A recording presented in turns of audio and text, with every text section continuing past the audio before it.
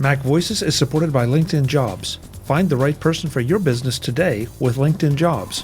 Pay what you want and get $50 off your first job post at linkedin.com/MacVoices. Welcome to MacVoices. This is the talk of the Apple community, and I'm Chuck Joyner. Folks, I can't think of a better way to start the new year off than to have Mr. Jeff Gamet talk to us about whatever he's going to talk to us about. Jeff, it's good to see you. Happy New Year. Happy New Year, Chuck. I am so happy to see you because you are seriously one of my most favorite people.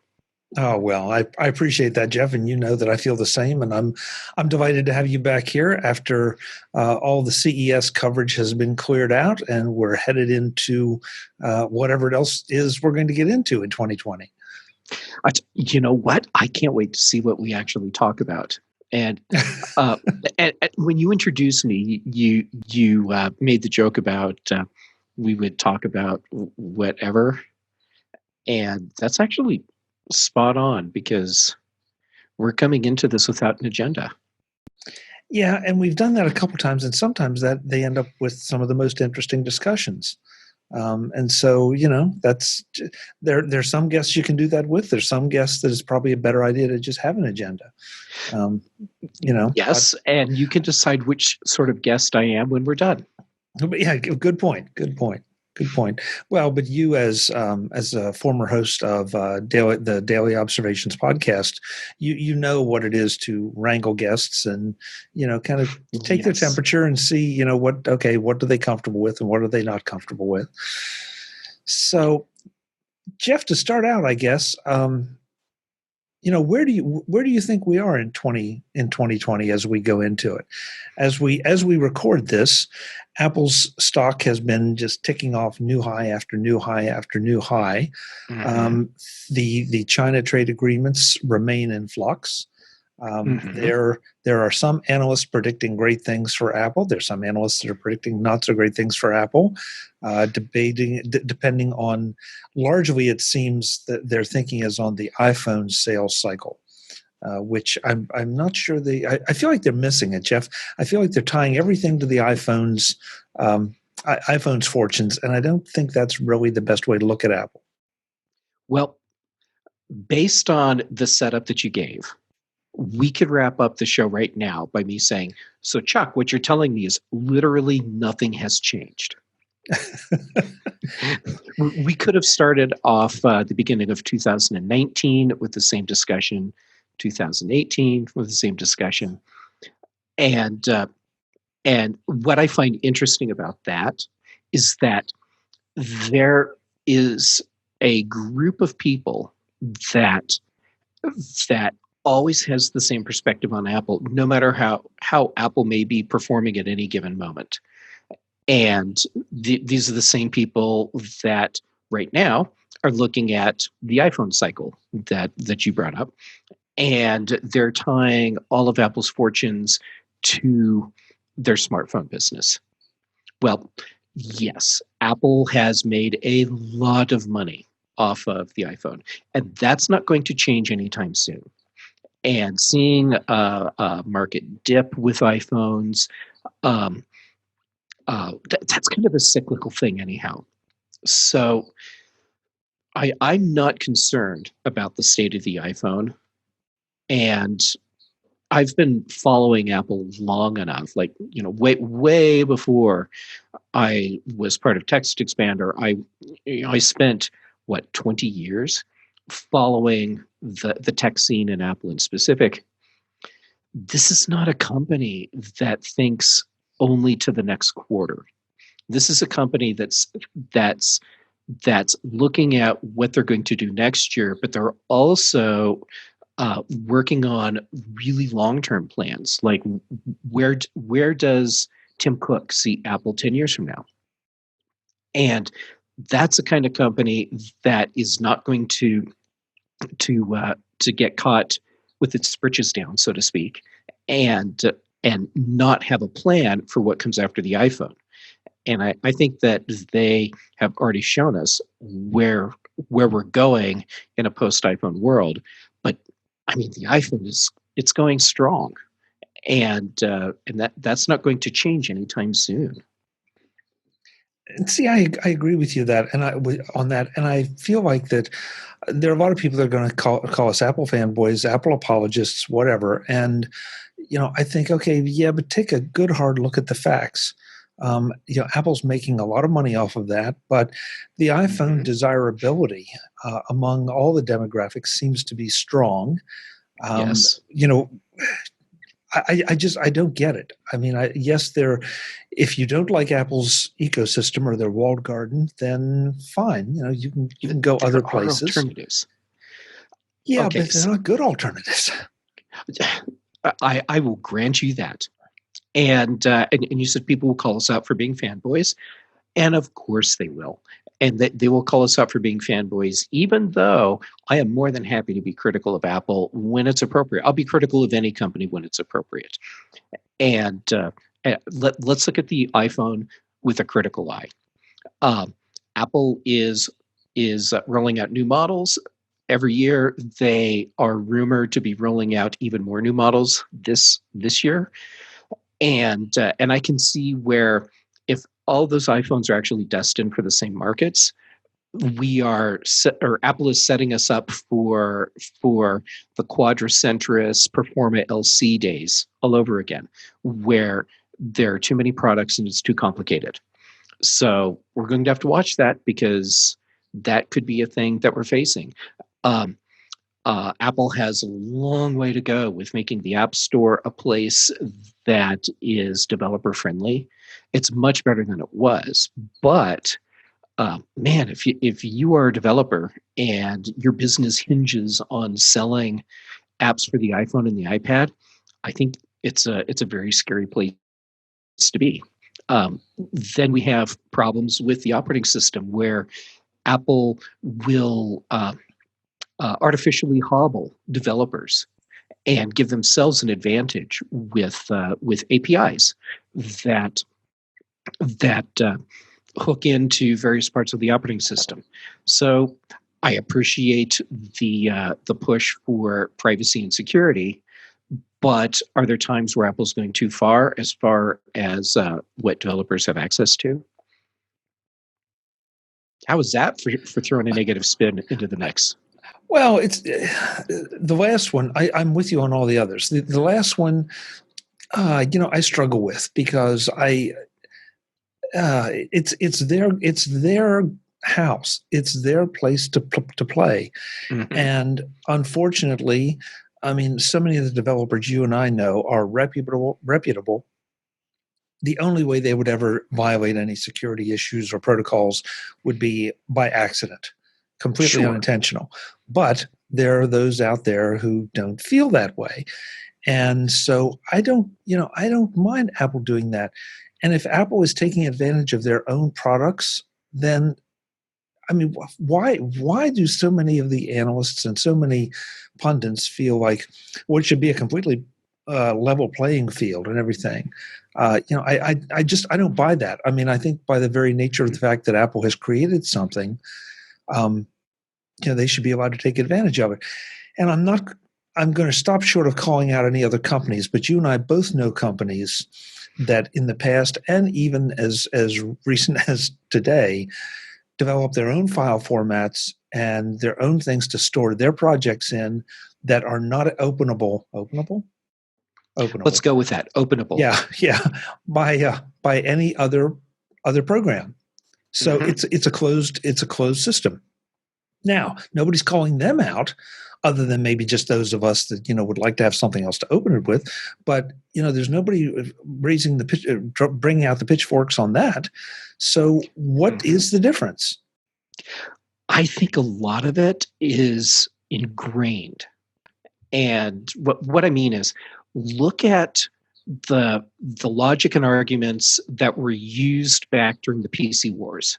So back in the days when it was Mac OS versus Windows, and one of the big complaints was Apple has a closed operating system, and Apple won't allow other companies to make hardware. And if Apple only did the same things that the rest of the PC industry is doing, then Apple could be successful.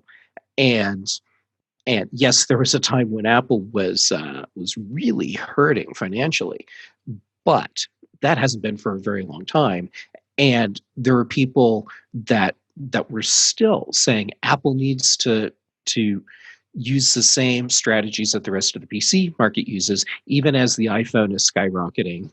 And I think that is a philosophy and a drumbeat that is hard for a lot of people to let go. And I think that's really carried over into the way they're looking at the App Store, at the iPhone, at the Mac. I think you raise a real good point, and that might be the only justification, and I'm not sure you can call that a justification, but or a reason, because let's see, gee, I wonder who else manufactures parts and things that don't fit anybody else, like General Motors and Honda and Toyota and John Deere. Yeah, exactly. Yeah, when was the last time you tried to put a tractor part on your car? That's kind of the way I see it. These are Apple's products. And Apple should be taking full advantage of their ability to integrate their software with their products. And, it's great that they're giving developers, and you and I certainly benefit from that. But I'm not sure that they should be required to give developers all the same access that they have. Well, jumping back to your side of the argument, because I have no problem hopping the fence on this one. Okay. Look at the state of apps in the Google App Store, and how often do we see reports about 20% of a certain app category is sucking all of your data off your device without your knowledge, or X percent of chat apps or whatever actually contain malware, and even to the point of this company's smartphones ship with malware pre-installed that you can't actually remove, and it's kind of a free for all in that sense, and that is not, in my opinion, a healthy market in the long term. That's something that Google and other app stores are going to have to address. And there's probably a pretty good chance the way that they will be able to fix that problem is to follow Apple's lead and create a siloed environment for their platform. A lot of people aren't going to be happy hearing that. Well, and listen, before we leave this topic, I want to make very clear, I am not anti-developer by any means. I am extremely pro-developer. Anybody that, has watched MacVoices for any length of time knows that I'm not against the subscription models where appropriate. I think that developers should be paid for their efforts, and I want them to be paid for their efforts. Oh, absolutely. So this is not an anti-developer thing. This is a pro-security, pro-Apple thing, and I don't see those as a zero-sum game. I'm with you. This is a problem that Apple and developers are going to be working through for a while still, and I think when everything is finally sorted out, I'm thinking so positive. Never mind. That's cute. This will be an ongoing give and take. That's just not going to change. This edition of MacVoices is supported by LinkedIn Jobs. Finding good people for your business is harder than ever, and that's why you should use LinkedIn Jobs to fill that difficult-to-fill position. LinkedIn Jobs not only gets you the candidates with the right technical skills, but also with the right soft skills, so that they match your requirements perfectly. LinkedIn is the world's largest professional network. Isn't that where you want to be looking for your next hire? Of course it is. With LinkedIn Jobs, you don't waste time interviewing people who aren't qualified or aren't what you're looking for.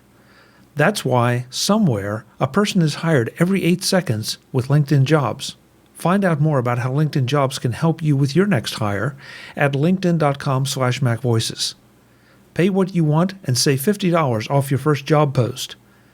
That's linkedin.com/MacVoices. to save $50 off your first job post. Thanks to LinkedIn Jobs for their support of MacVoices. We talked about iPhone sales, but I definitely wanted to get your thoughts on Apple TV and the Apple TV Plus, excuse me, the service, not the hardware, and what your experience has been with it and where you see, because again, as we record this, and I'll apologize, folks, I am not an awards person, so I know that some of the Apple TV shows, I think in particular the morning show, picked up at least a couple awards on a couple of different award shows. I don't know what they were, but that is a very positive thing. Yes. Hold on, it'll come to me. SAG. Apple did well with the SAG Awards, which is Screen Actor Guild. And you're right, the morning show was one of the programs that received at least a couple awards. So my experience with Apple TV Plus started later than a lot of people's did, and that's because when the service launched, I was wrapping up watching Star Trek Discovery, I think. So I had a subscription to CBS All Access. And then when I was done watching the Star Trek series, then I canceled CBS All Access because, spoiler alert, people, you can actually, that's not a spoiler, big tip, people, you can subscribe to a service for only a short window of time if you want to. So I waited for Discovery to be all done for the season. And then when I had time, I signed up for a month, watched everything, and then canceled the subscription.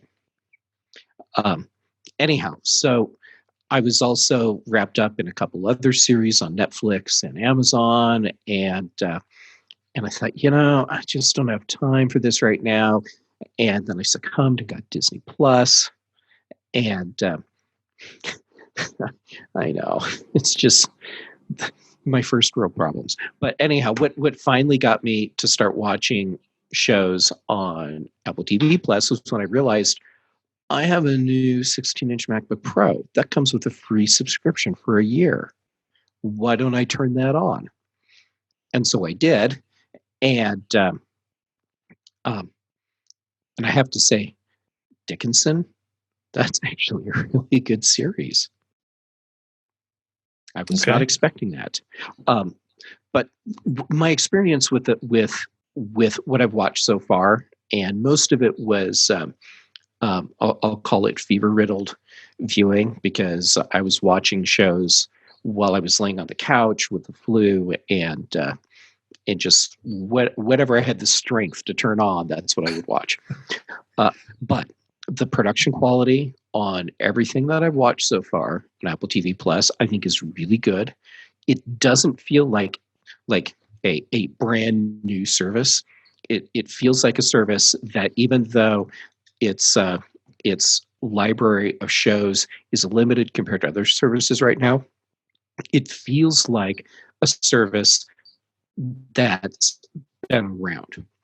Like they didn't have to start and fumble through getting the just the basic things right. Have you noticed when a show starts, it starts off with the Apple introduction thing, just like a Netflix series does, just like HBO or Amazon Prime. But it's like an orchestrated version of the Mac startup chime. I hadn't even thought about that. That's right. The first thing that hit me. So the show starts and it's the bomb, and I went, "Wow! I don't even know what I'm about to watch, but I feel good about it because that's a sound that's been dear to my heart for a very long time." I think that the people that were slamming Apple for Apple TV Plus and saying this isn't going to last, Apple doesn't know how to do television, I think they're wrong. I think that Apple is going to have success with a lot of shows. Not every show will be perfect, and you can say the same thing for Netflix and Amazon Prime. But I think that Apple's off to a good start, and we will see more awards coming for Apple productions, and we will see more cool shows that are happening. The show that I really want to start, but I'm afraid to, because I fear that I will binge watch and take too much time. It's the Octavia Spencer show, the one where she's investigating on her own um, a murder, and it's like it involves her father. So I can't remember if it's like her father was murdered, and now she's trying to solve the mystery. But anyhow, it sounds like a really good show, and I'm looking forward to watching that. And I think we're going to see a lot of really interesting shows coming out of Apple TV Plus, and the day that we have a movie that starts with the Apple logo on a big screen in a theater, just like you can see with Amazon Prime now. I guess it's just Amazon Studios for that. That's just going to be such a surreal thing, and that's coming very soon because Apple has. I just forgot the name of the movie, but it's the banker. The Banker. The banker. Yes, Yes. yes. Yes. Yeah, it was temporarily halted from being released, but it's back on track now. And so it's going to be at one of the film festivals, which means people are going to sit in a theater, look up at a big screen, and the movie's going to start with the Apple logo and that Apple startup chime. And seriously, when that happens, that's the sound of a new world for Apple, I think. I'm glad to hear you give it a positive review because my experiences with it. Well, let's. I want to go back before I do that, but there was a lot of debate over whether Apple could pull this off, and were they going to interfere too much with the productions, and were they going to make it too vanilla? No sex, no violence, very family friendly, and based on what I've watched. Couldn't be farther from the truth. I mean, I not take that it you've it's. watched at least a few episodes of C. I've seen CSC, For All Mankind, and The Morning Show. And honestly, The Morning Show kind of blew me away because that is not the kind of show that I am usually attracted to. And that's the one show that I watched because it was on Apple TV, and I thought I'd give it a shot. And I got sucked in immediately. And it was, really great writing, great acting. It wasn't one of those predictable shows. So I feel like my experiences with Apple TV have been nothing but positive. Those are the only three that I've tried. And then of course the holidays hit and then, everything else. So I haven't had a chance to go back, but I finished up all three of those. And it's like, yeah, I think this is going to be good. Because there are more programs that, just like with Netflix or Amazon or anywhere else that really don't fit in my interest categories. But, maybe I'll give them a shot anyway, just because they're Apple. And if the same thing happens that happened with the morning show, then, they'll keep me on board for a while. But I think it's interesting that Apple's been so criticized for, okay, well, they've had this first crop, but they really didn't have much ready to go. And yet Disney Plus launched with only one new show, The Mandalorian, which was well done. I take nothing away from The Mandalorian, but that's it. And so when that was over, now all you've got is the back catalog to rely on. Well, how about when CBS All Access started? What original content did they have? I mean, there were some shows, but there wasn't much, and the anchor for that was really Star Trek Discovery. Agreed. And then a little bit later came The Twilight Zone. And then there was a show that I got sucked into that I seem to be the only person that's heard of. It's called Strange Angel. That was I thought it was very good. I've had several people tell me that I need to watch Strange Angel. Yeah, with knowing you will really enjoy it. But yet the Twilight Zone, of course. I mean, it's the Twilight Zone, so it's going to generate its own little publicity atmosphere. But Strange Angel got nothing else. There may have been other things that didn't get promoted at all, and that's another mistake I'm afraid they're making. CBS in this case is, promote the stuff that's out there and see if it can find an audience, because I think it's pretty high quality stuff. I mean, it's not, they didn't just take the camcorder out in the backyard and shoot this stuff. That's true. At CBS All Access, what shows do people generally know about from that streaming service? Star Trek Discovery, Star Trek Picard, because that's getting a lot of push, and that doesn't start for a couple more days. Yeah, as we record this, I think a couple more days. Yeah, and or depending on where this airs, and it just launched. Yeah. Yeah, so people know about the Star Trek shows from CBS All Access, and the other shows not quite so much. This actually brings up a problem that I have complained about in the past, and I don't see this getting resolved anytime soon, and that's discoverability. So how do people really find these new shows to watch? It's not like there's a perfect algorithm that says, oh, well, you watched this show.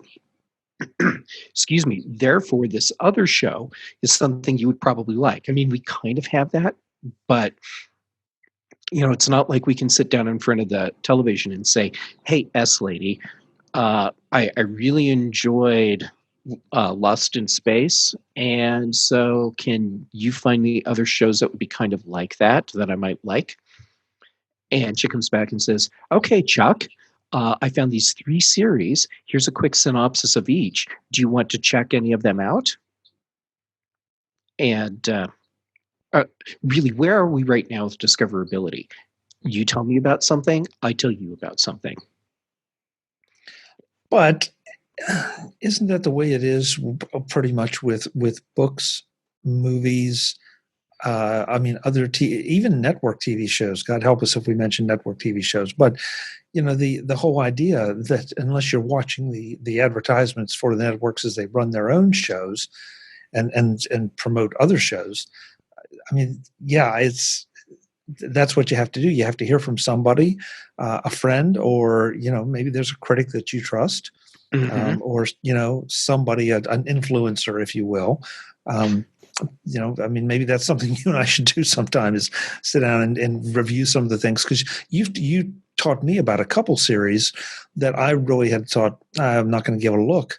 I'd skip right over, and after you recommend them, it's like, okay, I know Jeff, and I know he's twisted the same way I am, so I should go check this out, and I really enjoyed them.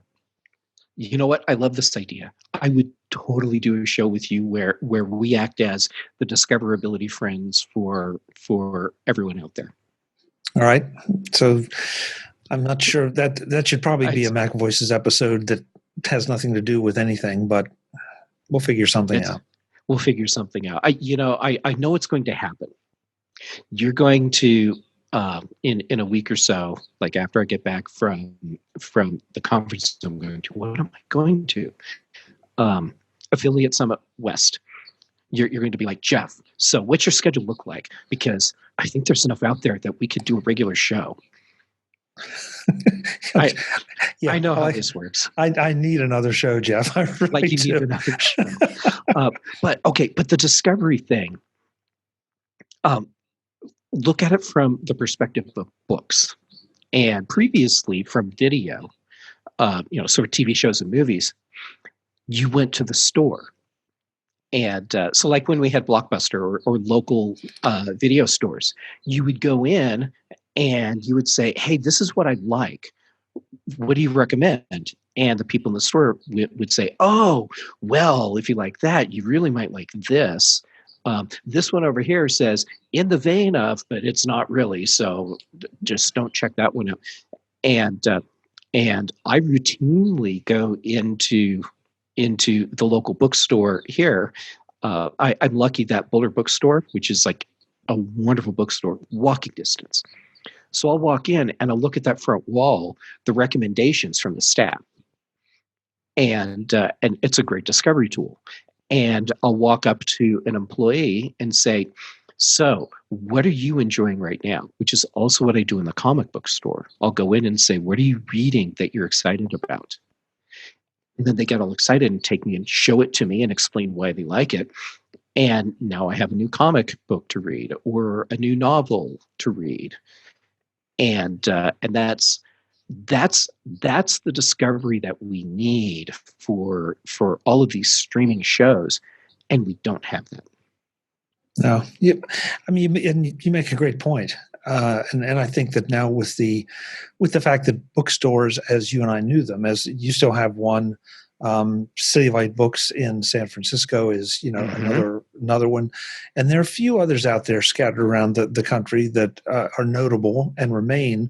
But you don't have that that thrill, that fun, that sense of just going in and browsing titles and saying, "Hey, this looks interesting. I know this author, or I have never heard of this author. The write up on the back of the book looks good, or maybe I just like the cover art." But so yeah, you're right. The discoverability. We have a wealth of options now, and it's difficult to find the ones that you like or don't like.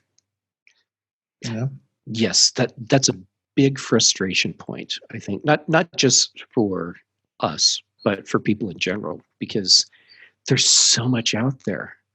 And it's just so hard, I think, to find those gems. And I mean, there are plenty of gems out there right now. It's just frustrating trying to find them. Yeah. Before we wrap up, I want to definitely ask you about. Well, as we record this, it may be over by the time that this actually goes out. But you said you're headed off to an affiliate conference. Yes, Affiliate Summit West. It's in Vegas, and it's a conference that it puts together people that are looking for companies to work with as affiliates and influencers as well, and then of course the companies that are looking for those people. So this is a horrible analogy, but it's one that comes to mind for me. It's sort of like speed dating for affiliate marketers, because you get exposed to a lot of people, and a lot of people get exposed to a lot of companies. So it's like the perfect place for us to go to look and find new affiliates for Text Expander. And for me as a product evangelist, those potential affiliates are also potential.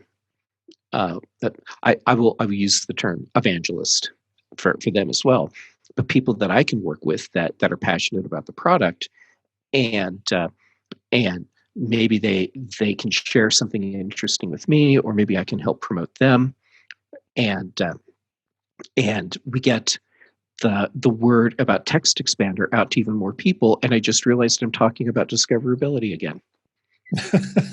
Yeah. That's so. It should be a really fun conference. And, I'm looking forward to hearing more about it and learning more about it.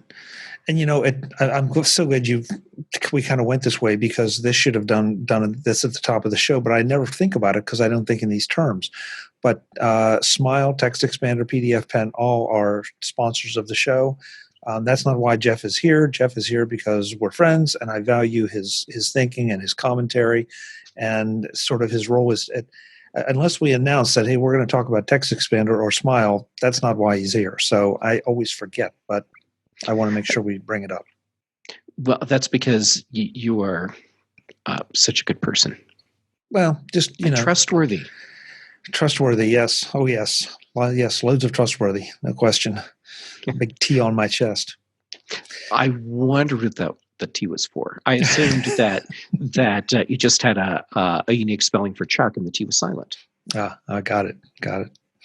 Hey, wrap up with one last thing, because you sort of skipped over it.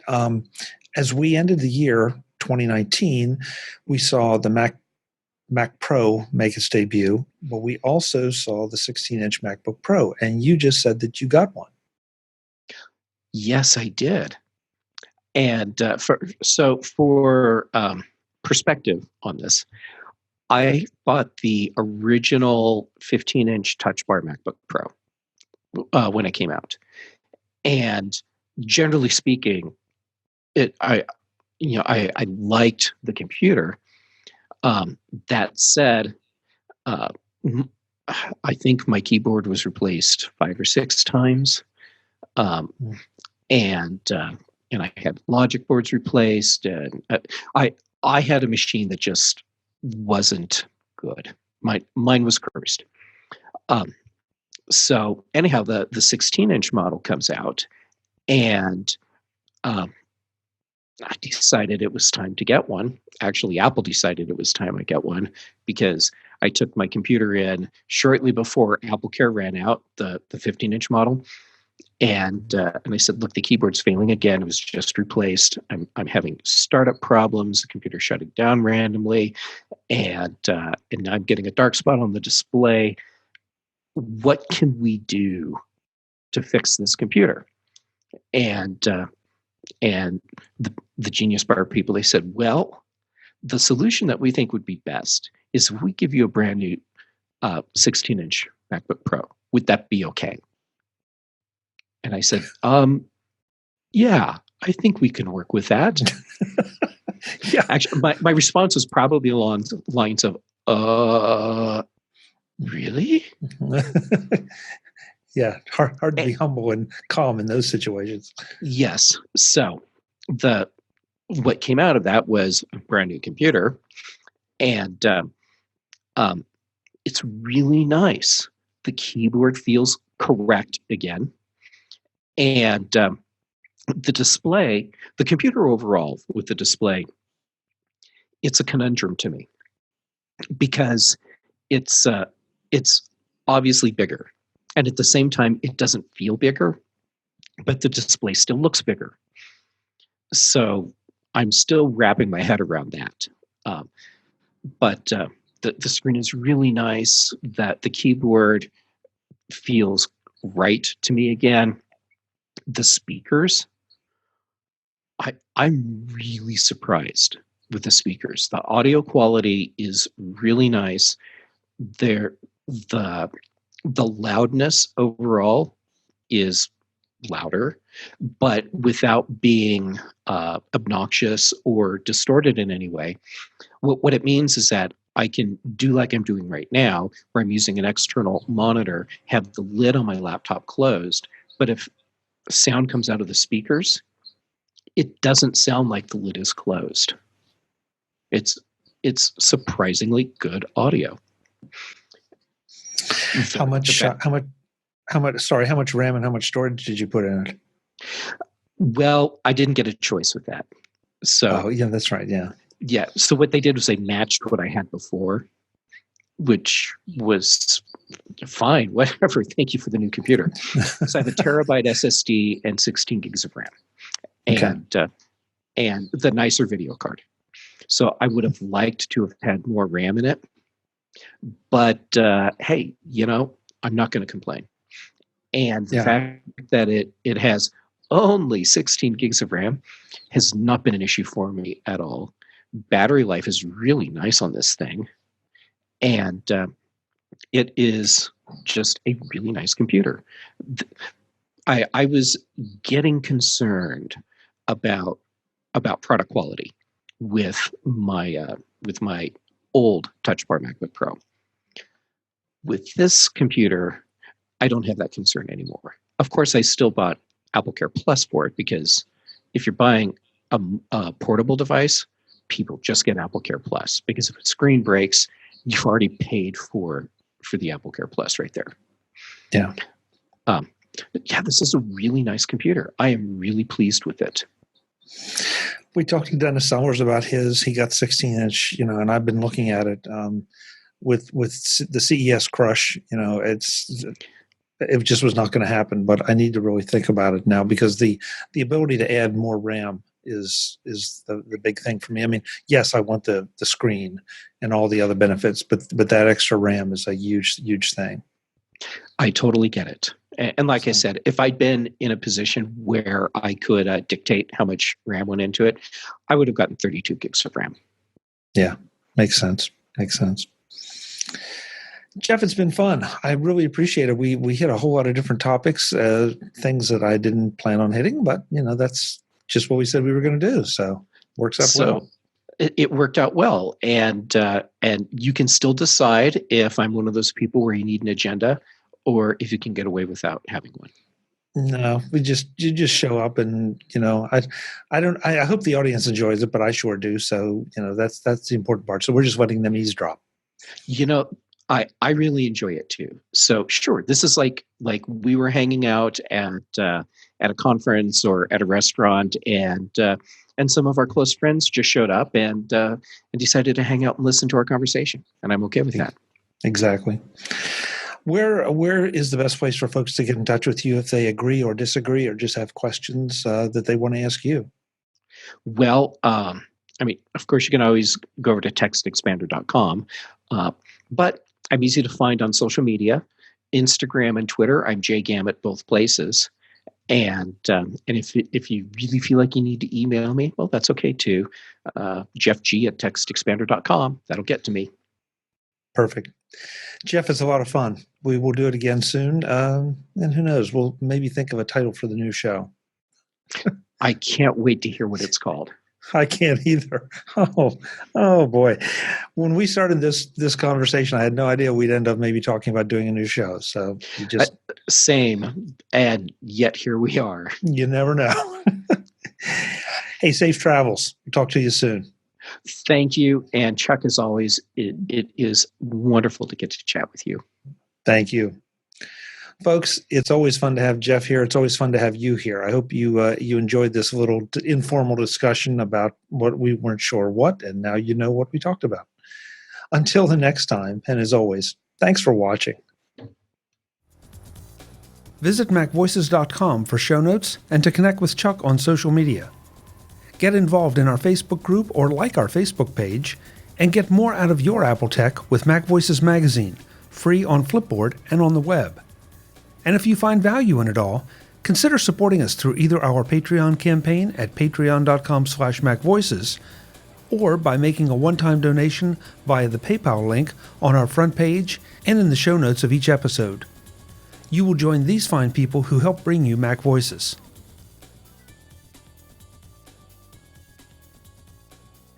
Advertising handled by Backbeat Media at backbeatmedia.com. Bandwidth provided by CacheFly at cachefly.com.